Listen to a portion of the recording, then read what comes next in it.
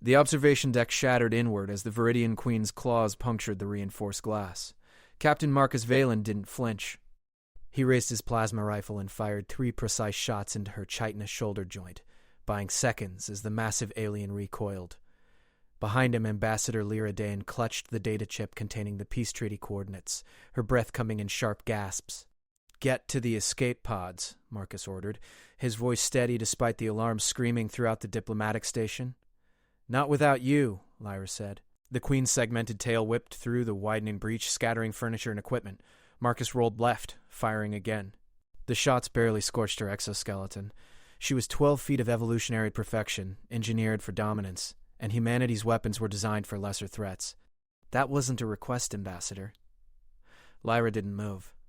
She'd watched Marcus negotiate with the Viridian Hive for 6 months, learning their chemical languages, their honor codes, their intricate hierarchies. She'd seen him risk contamination to enter their breeding chambers and prove human sincerity. She'd fallen in love with his calm in chaos, the way he treated every alien life as worthy of understanding. Now she watched him stand between her and certain death. The Queen spoke in clicks and pheromone bursts that the station's failing translators struggled to interpret. Betrayer, human, false peace, must end. There was no betrayal, Marcus called back, lowering his rifle slightly. Someone sabotaged the negotiations. Let me prove it. The Queen's mandibles spread wide, revealing rows of serrated teeth. Her wings, normally folded, extended to their full 15-foot span. The metallic sheen caught the emergency lights, turning her into something both beautiful and terrifying. Lyra's tablet chimed. She glanced down and felt her blood freeze. "Marcus, the station's core is destabilizing. Someone triggered a cascade failure. We have 4 minutes." Marcus's jaw tightened. The Queen advanced, her weight making the deck plates groan. She was too large for the station's interior, forced to crouch and angle her body, but that made her no less deadly. "You're being used," Marcus said to the Queen. "Someone wants this war. Your hive and my people both lose if this station explodes. You know I'm right." The Queen paused, her compound eyes, thousands of facets reflecting Marcus's image, studied him. Lyra had learned to read Viridian body language during the negotiations. The slight rotation of the Queen's head, the way her antenna curved forward. She was listening. 3 minutes, Lyra whispered. Marcus slowly set down his rifle. Lyra's heart lurched. He raised his hands palms forward in the Viridian gesture of vulnerable truth. It required exposing the soft undersides of his wrists where major arteries ran close to the skin. "I have a daughter," Marcus said. "Her name is Elena. She's 7. If I wanted war, I would never have brought her picture to the first negotiation. You've seen it." You commented on her smile. Lyra remembered that moment, 3 months ago, when Marcus had shared images of Earth with the Viridian delegation. The Queen had been fascinated by human family structures. "War orphans you both," Marcus continued. "Your hive has 32 queens in development. I've seen them. They're beautiful. The station has enough explosive yield to sterilize the orbital space. Your ship is docked portside. The blast will take it. Take them." The Queen's tail, poised to strike, lowered slightly. 2 minutes, Lyra said, her voice cracking. "Show me proof of sabotage," the Queen clicked. Her translator rendered it clearly now. Lyra's fingers flew across her tablet. She pulled up the security footage her team had recovered minutes before the attack. The screen showed a human technician, one of the station's engineers, planning charges in the reactor coolant system. But as the image zoomed in, the figure's movements became unnaturally smooth, too precise. "That's not human," Marcus said. "Look at the joint articulation. Synthetic." The Queen leaned in, her massive head filling Lyra's vision. The alien's breath smelled of copper and ozone. Lyra forced herself to stay still, to trust Marcus's judgment. "Krell," the Queen hissed, naming the third species that had been conspicuously absent from negotiations. "They profit from our conflict." Marcus grabbed Lyra's hand. His palm was calloused steady. "We run together, or we stay together. Your choice, Your Majesty." She seized both of them in her forelegs, surprisingly gentle despite the crushing strength, and crashed through the remaining observation window into open space. Lyra's scream died in the vacuum as emergency fields flickered around them. The Queen's personal shield, designed for queens to traverse between ships. The station erupted behind them in a ball of white fire. The Queen's wings, useless in vacuum, still shielded them from debris as she magnetically locked onto her dreadnought's hull and pulled them toward the airlock. Lyra's vision dimmed. Oxygen deprivation clawed at her consciousness. She felt Marcus's hand tighten around hers, refusing to let go even as his own lips turned blue. The airlock sealed. Atmosphere flooded in. Lyra gasped, coughing, her lungs burning as they remembered how to breathe. Marcus collapsed beside her, his chest heaving. The Queen stood over them both, her massive form blocking the harsh overhead lights. "Your daughter," the Queen said slowly. "She will not lose her father today. My developing queens will not lose their mother. We hunt the Krell together." Lyra turned her head to look at Marcus. His eyes met hers, and in that moment she understood what she'd been too afraid to admit. Watching him face death without hesitation, watching him choose understanding over violence even when violence was easier, watching him risk everything for peace, she couldn't imagine a universe where he didn't exist. The words formed in her mind with crystalline clarity. "I cannot live without him." But she didn't say them. Not yet.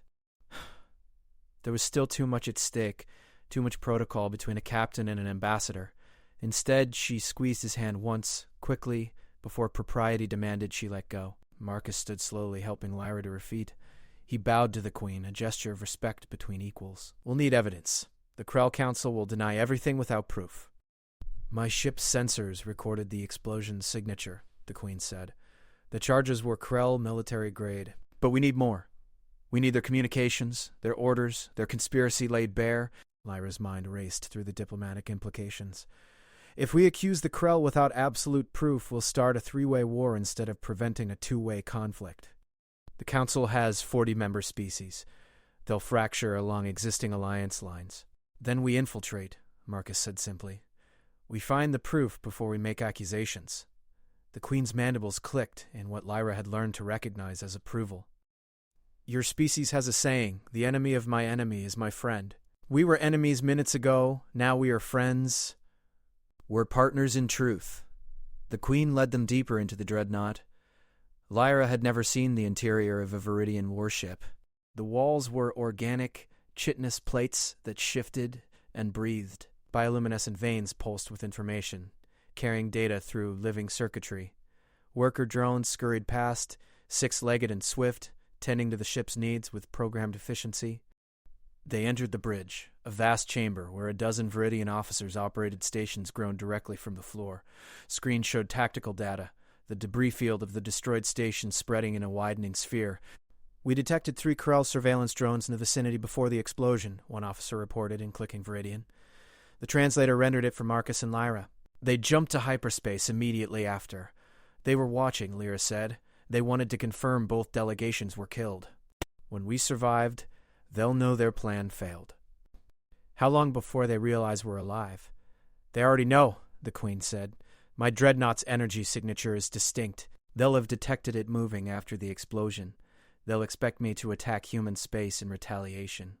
"But you're not," Lyra said. "No. I'm going to do something they won't anticipate. I'm requesting asylum in human territory while we investigate."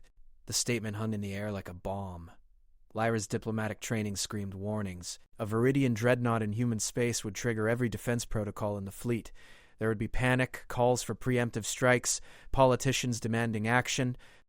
"That's insane," Lyra said. "My government will mobilize every ship we have, unless you personally guarantee my intentions. You're the senior ambassador to the Viridian Collective." "Your word carries weight." She saw the question in his eyes.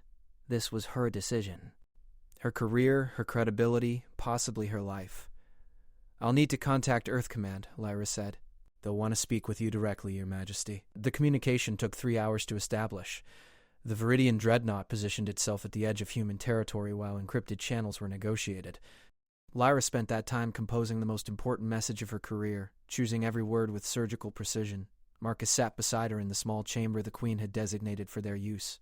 It was smaller than the station quarters they'd lost, the walls curved and organic, but it felt safer somehow. More real. "You don't have to do this," Marcus said quietly. "You can evacuate to a human ship. I'll stay with the Queen as a liaison." "No," Lyra said without looking up from her tablet. "We do this together." "Lyra, I watched you almost die today, Marcus. Twice. I'm not letting you face the Krell alone." She felt his eyes on her, studying her profile. "This isn't just about duty, is it?" Lyra's fingers stilled on the screen. She could deflect, maintain professional distance, pretend her heart hadn't stopped when the Queen's claws had first appeared. But lies felt wrong after everything they'd survived. "No," she said softly. "It's not just about duty." Marcus reached out and gently turned her face toward his. His hand was warm against her cheek. "When that station exploded and I thought we were dead, my only regret was that I'd never told you how I felt." "How you felt?" "That I have for months. That watching you negotiate with species that terrify most humans, seeing you build bridges with nothing but words and compassion, it made me believe in something bigger than war or peace. It made me believe in us." The words she'd held back on the Queen's airlock surged forward. "I cannot live without you. When I watched you face the Queen, when you put down your weapon and offered vulnerable truth, I knew. I've known for a while, but I was afraid to say it." Marcus kissed her then, soft and sure. A promise in the midst of chaos. Lyra leaned into him, letting herself feel the terror she'd suppressed, the relief of survival, the hope that maybe, somehow, they'd find a way through this. The moment broke when her tablet chimed. Earth Command was ready. Admiral Chen's face appeared on the screen, her expression carved from granite. Behind her, Lyra could see the command center in full crisis mode, officers rushing between stations, tactical displays showing fleet movements. "Ambassador Dane, explain why I shouldn't order my ships to fire on the Viridian dreadnought currently sitting at our border." Lyra straightened, forcing her voice into diplomatic calm. "Because that dreadnought and its queen just saved our lives and prevented a war based on Krell's sabotage, Admiral. I'm requesting emergency asylum for the Viridian delegation while we conduct a joint investigation.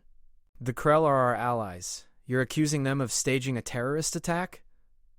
I'm presenting evidence that requires investigation.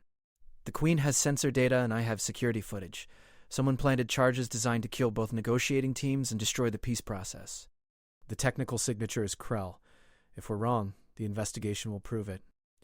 But if we're right and we ignore it, the Krell will try again." "Let me speak with the Queen," Chen said. Marcus helped position the cameras so the Queen could join the conversation. Her massive form barely fit in the frame. Lyra saw Chen's hand move involuntarily toward her sidearm before stopping, professional control reasserting itself.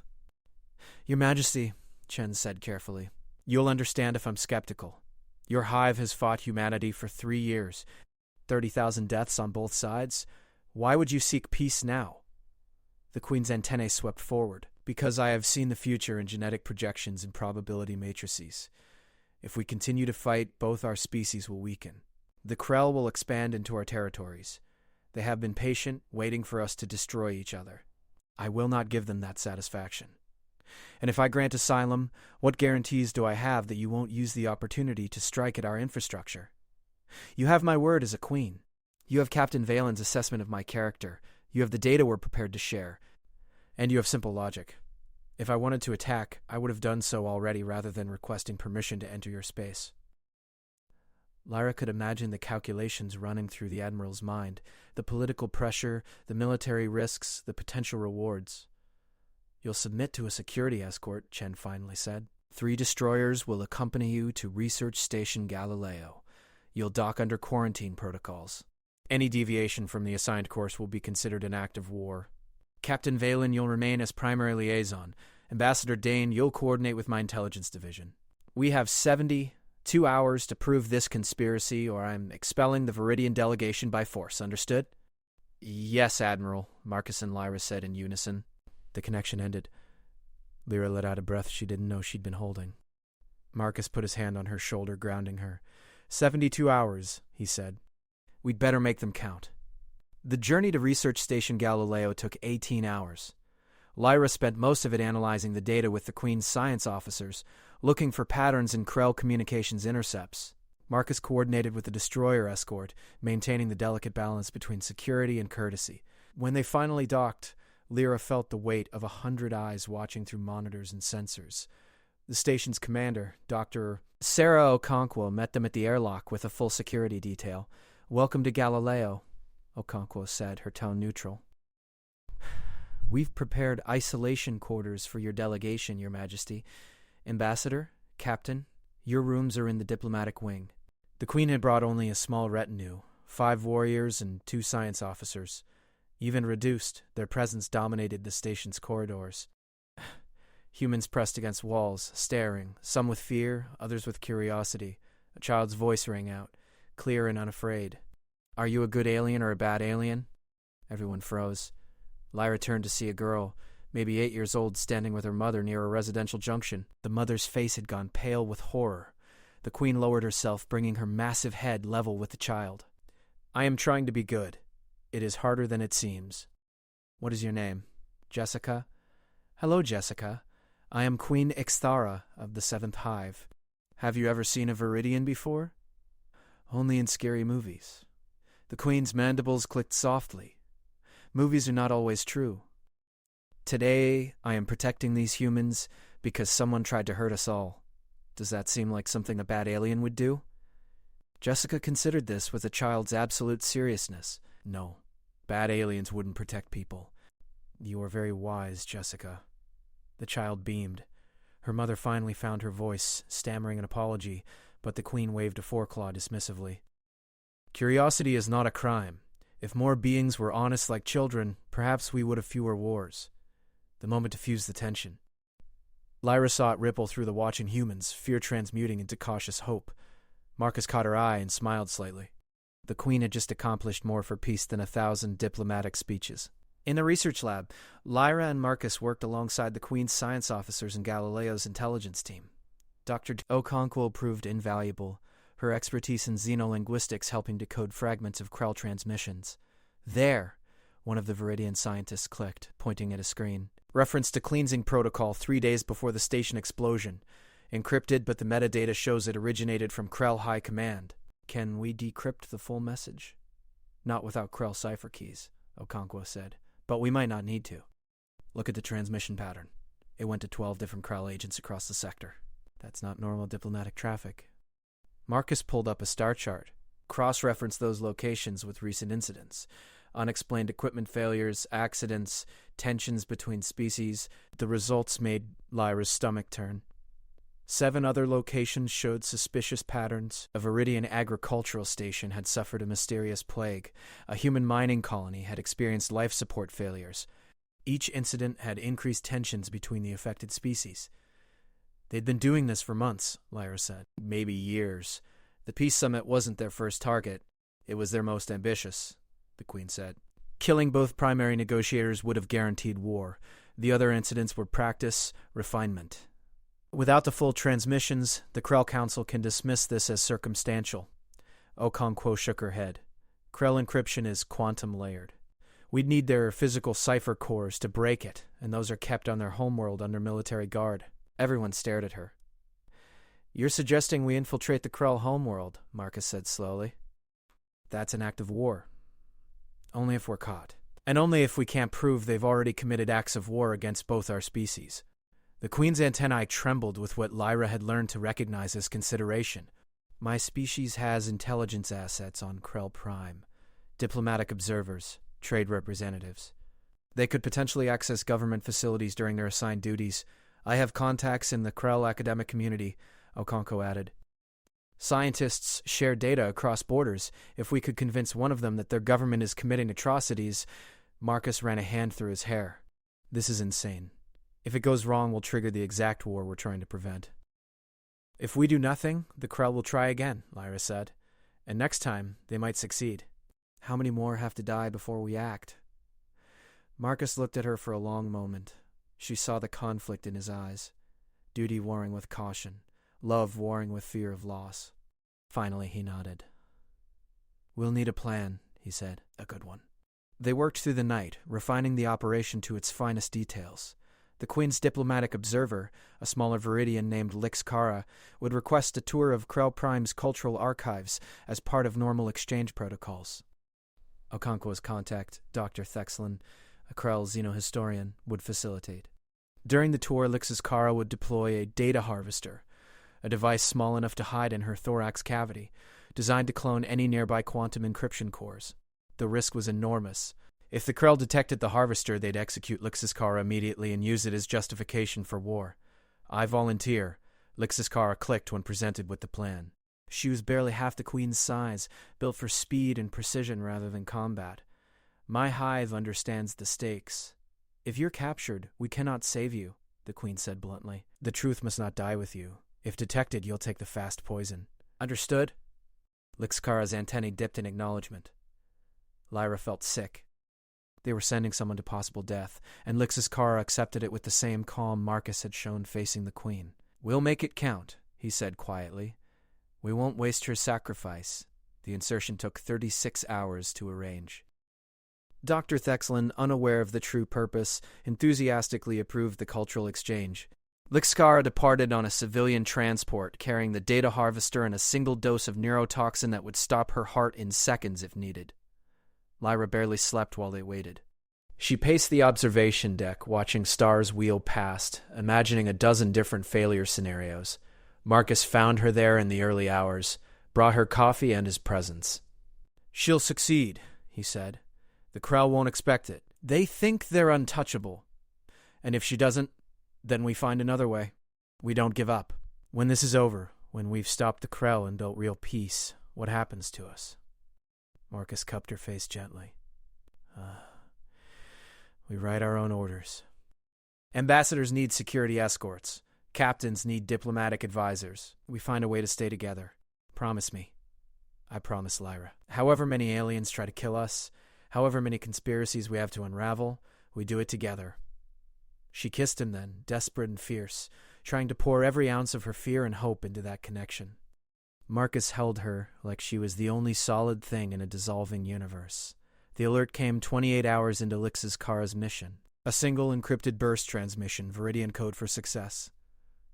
Lyra's knees went weak with relief. Lixkara returned 12 hours later, moving with forced casualness through Krell customs. The data harvester nestled safely in her thorax. The moment she reached the transport, she collapsed, stress and terror finally overwhelming her control. But she'd done it.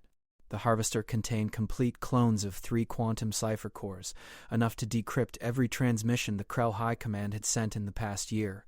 Okonko's team worked in shifts processing the data. What they found was worse than anyone had imagined. The conspiracy stretched back 18 months and involved the highest levels of Krell government. There were detailed plans for escalating human-Viridian conflict, projected timelines for mutual destruction, and calculations for how much territory the Krell could claim from the ruins. There were also lists. Names of officials they'd bribed, operatives they'd placed in both human and Viridian governments, targets for future sabotage. This is enough, Admiral Chen said when they transmitted the findings. More than enough. I'm convening an emergency council session. Be ready to present in 6 hours.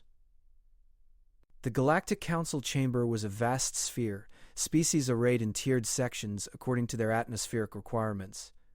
Lyra stood in the central platform beside Marcus, the Queen, and Lixkara, facing representatives from 40 different civilizations. The Krell delegation sat in their sulfur atmosphere section, their chitinous faces unreadable behind breathing apparatus. Chancellor Krikstal, leader of the Krell Council, radiated confidence. These accusations are absurd, Krikstal said through his translator. Fabricated evidence designed to cover human Viridian incompetence. We demand these representatives be sanctioned for wasting the Council's time. Lyra stepped forward. Then explain this. She transmitted the decrypted communications to every delegate simultaneously. Gasps and clicking and chemical bursts of shock rippled through the chamber as species processed the data in their own ways. Explain communications between your high command and operatives ordering the destruction of the Peace Summit. Explain payments to saboteurs. Explain detailed projections of how your territory would expand after humanity and the Viridian Collective destroyed each other. Krikstal's mandibles worked silently for a moment. Forgeries. Crude attempts to frame the Krell people. Using your own quantum encryption? Okonkwo's voice cut through the chamber. We have the cipher cores. Every delegate can verify the authentication. These transmissions came from Krell government servers. The metadata is incontrovertible. The council erupted in debate. Species long allied with the Krell demanded explanations. Others called for immediate sanctions. Chancellor Krikstal tried to speak, but his voice was drowned in the chaos. The Queen rose to her full height, her presence commanding silence through sheer physical dominance. The Krell bet that ancient hatreds would blind us to their manipulation. They were wrong. Humanity and the Viridian Collective choose a different path. We choose to see each other clearly. We choose peace forged in truth rather than war built on lies. He took it without hesitation, human hand clasping alien claw. Lyra joined them, placing her hand over both. The symbolic gesture transmitted across the council chamber resonated in ways words never could. The vote took 3 hours. When it concluded, the Krell faced sanctions, territorial restrictions, and mandatory oversight of their intelligence services. It wasn't perfect justice, but it was accountability. More importantly, the Human Viridian Peace Treaty was ratified with near unanimous support. The galaxy had witnessed both species choosing cooperation over conflict, and that example rippled outward. Weeks later, Lyra stood on Earth, in the garden behind the house she'd just rented. It was small but had enough space for 2. Marcus would arrive tomorrow, his transfer to diplomatic security approved. Elena would visit on weekends. Her tablet chimed with a message from the Queen. The developing queens have hatched. 32 daughters who will grow up knowing humans as allies. Their actions created this future ambassador. I am forever grateful. She'd watched Marcus fight the Queen and realized she couldn't live without him. In choosing love over fear, in trusting connection over division, they'd changed the course of civilizations, not with weapons or grand speeches, but with simple, vulnerable truth, with the courage to see clearly and act accordingly. With the faith that understanding was always worth the risk. Marcus's transport touched down in the distance. Lyra set down her tablet and walked toward the landing pad, toward the future they'd earned together, toward the man who taught her that the greatest act of courage was choosing hope when fear was easier. Behind her, stars began to emerge in the evening sky, and somewhere among them, 32 new queens were learning that the universe was larger and stranger and more beautiful than anyone had dared to imagine.